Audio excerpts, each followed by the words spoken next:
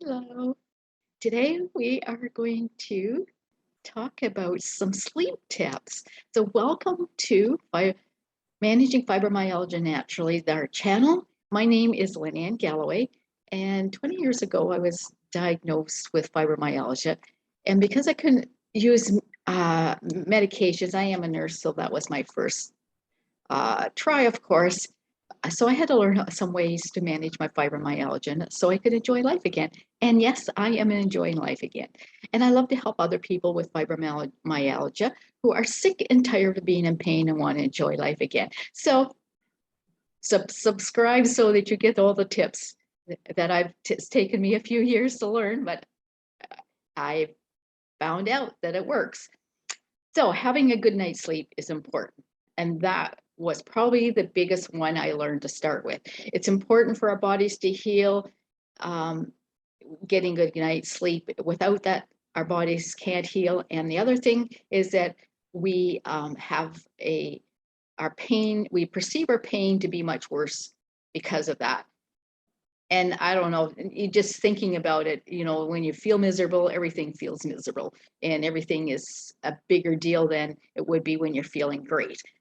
I can recall waking up in the morning, literally hurting worse than when I went to bed. I actually described it like I was feeling like I was run over by a truck, though I wasn't, so I don't really know how that feels, but everything hurt. And when we don't get enough sleep, that's what everything does hurt, feels like that. And we have an increased perception of pain. Your body needs the restorative sleep at night in order to relax and to relax the muscles and to help heal them. Now, ideally, they say you should get 7 to 9 hours of sleep at night. And apparently the best time to get for your body to sleep is from 10 p.m. to 2 a.m. In addition to changes in your mood, living with pain disturbs your sleeping patterns. Sometimes laying in the same spot, you're moving around because it hurts. And I found for myself being busy during the daytime, I wasn't focusing on the pain. I was busy doing other things and I didn't notice it the same. But as soon as you lay down, it just seemed like this spot hurt, that spot hurt. And you're flip-flopping around and trying to get to sleep. And that does not give you the 7 to 9 hours sleep. And according to the National Sleep Foundation, an estimated 21% of Americans experience chronic pain, causing each suffer a 20 or 42-minute sleep deficit per night. Now, there are some stages of sleep that are important. Stage 1 is when you switch from your wakefulness to sleep. Stage 2 is a light sleep before you enter into a deeper sleep. And stage 3 and 4 are a non-REM sleep, is a period of deep sleep that's what you need because your brain waves go into a slow wave, and that's when you actually feel refreshed when you wake up. The REM sleep occurs about 90 minutes after falling to sleep, and that's when you're in a kind of a dreaming stage and your eyes are moving. So REM stands for rapid eye movement. The more important thing is that to increase your amount of deep sleep to allow yourself adequate sleep time. So if you need, they say you need 7 to 9 hours of sleep, but you have to get up at 6 in the morning, you don't go to bed to midnight, you're already reducing that amount and your body goes through the cycle. So you're shortening the REM sleep cycle by doing that. So now, sometimes people have things like restless leg syndrome or sleep apnea, which also contribute to poor sleep. Now, if you have sleep apnea, or if you have anybody in your family with sleep apnea, please go get tested for it. It can be hereditary. I know my husband and his dad and 2 of his siblings have sleep apnea, so it certainly is hereditary. My husband had no other risks to sleep apnea other than family history.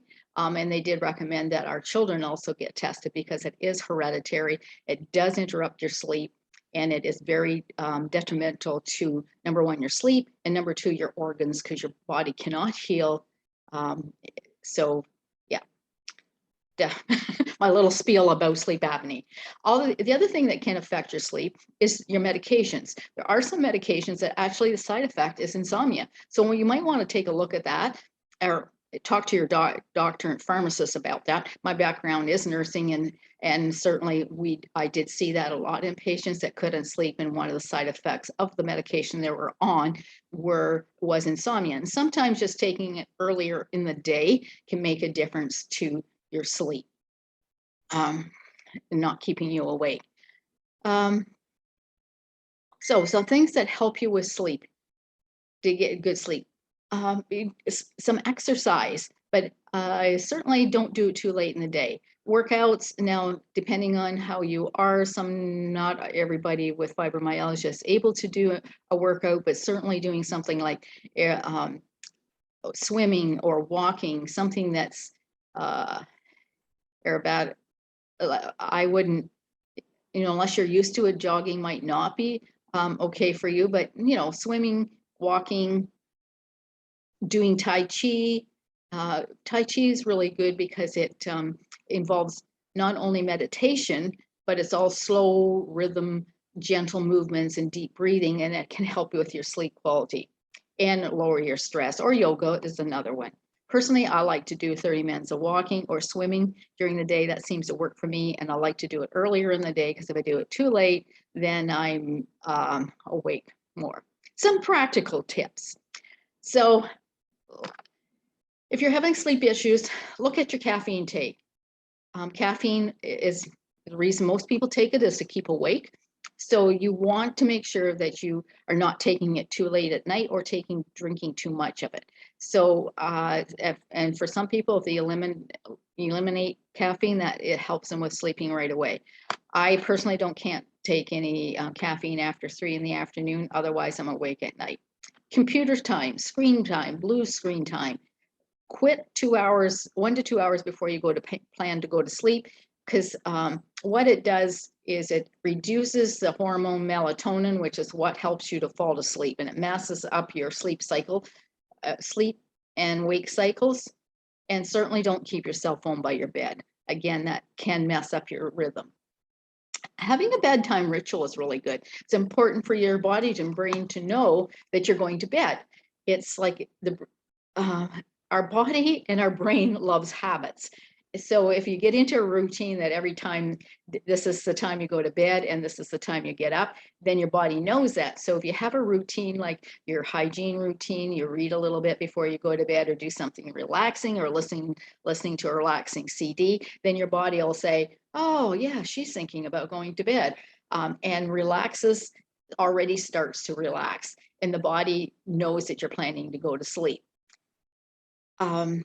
Sometimes a weighted blanket is good, especially if you have restless leg syndrome, can be helpful for people to get to sleep. Eat certain things that you eat can make a difference, as we already talked about. Sugar diets that are high in sugar tend to stimulate rather than relax, and it overstimulates you and giving you energy, preparing you for activity when you're actually, so don't eat it. Reducing your sugar before you go to bed is a good plan, because then it helps your body to shut down. The other thing sugar does, it uses up a lot of magnesium, and magnesium is is a nutrient that we need to help us to go to sleep. So if you need something to eat before you go to bed, use something like eating chicken or chocolate or cheese or nuts, eggs. Any of those are good. Help have chemicals or nutrients in them that help us to go to sleep. Another thing to help you go to sleep is doing an Epsom salts bath. Because of the magnesium in it, it helps to relax your body and your muscles. And I like to put essential oils in them, with my Epsom salts, because it helps you to relax, and it gets you ready for sleep. I like to use marjoram or bergamot. Also, you can use lavender, are good ones. And you want to make sure you get a good essential oil, and there's a link in the description with essential oils that I like to use, because I find they are the ones that work really well and are good ones. Our environment is important, making sure that it's dark It's comfortable mattress, comfortable bedding. Cool is best. Now, if you're having a hard time if you wake up and have a hard time getting back to sleep, you take some deep, slow breaths, or you can try this one. It's called the military method, relaxing your face, including your mouth, and drop your shoulders to release the tension, and exhale, relaxing your chest and your legs, your thighs and calves, and clear your mind for 10 seconds, imagining a relaxing scene. And if that doesn't work, try saying the words that don't think, don't think, don't think. And usually within 10 seconds, you should fall back to sleep. You can take some things like natural sleep aids like melatonin or magnesium are good for that, or diffusing some essential oils like lavender, cedarwood, or tranquil. And again, I said, if you want to make sure you have a good oil so you're not causing more problems. And where I get mine from are in the description. Try and limit, sometimes when we had a bad night, then you feel like you need to sleep, but don't sleep any more than 10 to 20 minutes in the daytime, and only between 1 and 4. You can use relaxing CDs is another way, sometimes smoothing sounds like gentle waves, a brook, or whatever you find that's relaxing. And if you have a hard time slowing your brain down, you get to bed and you remember all these things I need to do, have a journal by your bed, and then you can write those out, and then it will help to, then you can, you have it written down, you don't have to think about it. I also like to use, if my brain's going like that, I like to use a blend that's called Peace and Calming. And yeah, that one helps me a lot. Another thing is you might want to take some rest breaks during the daytime, especially if you're having a lot of pain, or plan out your activities so that you have not doing too much, because once you get into the cycle of pain, then that will, of course, have a problem with your sleep. So in summary, we've talked about some exercise, to do it early in the day, reduce your caffeine, and not to have it certainly later in the day. Have a rest time, a bedtime routine using essential oils, or having an Epsom salt bath or melatonin to help. And let me know what one tips that I talked about that you're going to use. And be sure to subscribe so that you'll get the notifications when I post more tips, so that you can manage your fibromyalgia naturally, so you can enjoy life again. And if you really want some individual help, contact me. I do have a VIP group where we do some group coaching and things. We go into a lot more detail and specific around answering your questions, or you can contact me. Thank you.